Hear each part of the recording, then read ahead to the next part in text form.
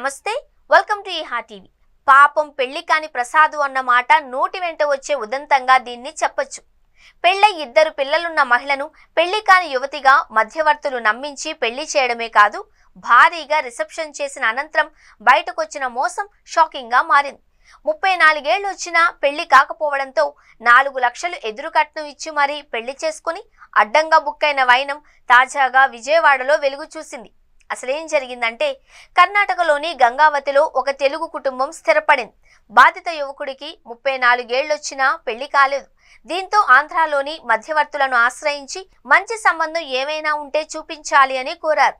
ఇందులో భాగంగా విజయవాడకు చెందిన తాయారు అనే పెళ్లిళ్ల మధ్యవర్తిని పరిచయం చేసింది శ్రీదేవి. విజయవాడలో ఒక సంబంధం ఉంది అని, వారు ఆర్థిక ఇబ్బందుల్లో ఉన్నారు అని, వైద్యం కోసం కొంత డబ్బులు ముట్ట చెబితే ఆమె పెళ్లి చేసుకోవడానికి ఒప్పుకుంటుంది అని చెప్పారు. దీంతో సదరు యువతిని చూసేందుకు వారు కర్ణాటక నుంచి విజయవాడకు వచ్చారు. పెళ్లి కుమార్తెగా చూపించిన యువతి నచ్చడంతో సంబంధం ఖాయం చేసుకున్నారు.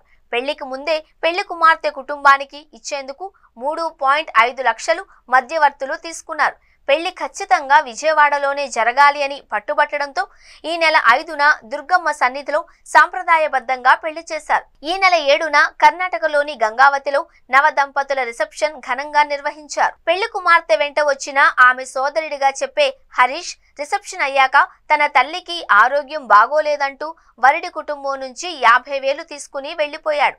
భర్తతో కాపురం చేయడానికి పల్లవి నో చెప్పడంతో పెళ్లి కొడుకు కుటుంబానికి అనుమానం వచ్చి నిలదీశారు.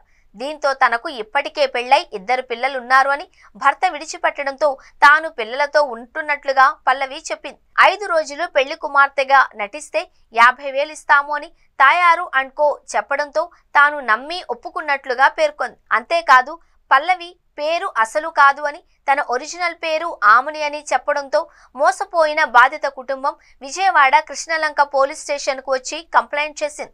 ఈ లెక్కన ఎంతమంది పెళ్లి కాని ప్రసాదుల్ని తాయారు అండ్ కో మోసం చేసింది అన్న అంశంపై పోలీసులు విచారిస్తున్నారు.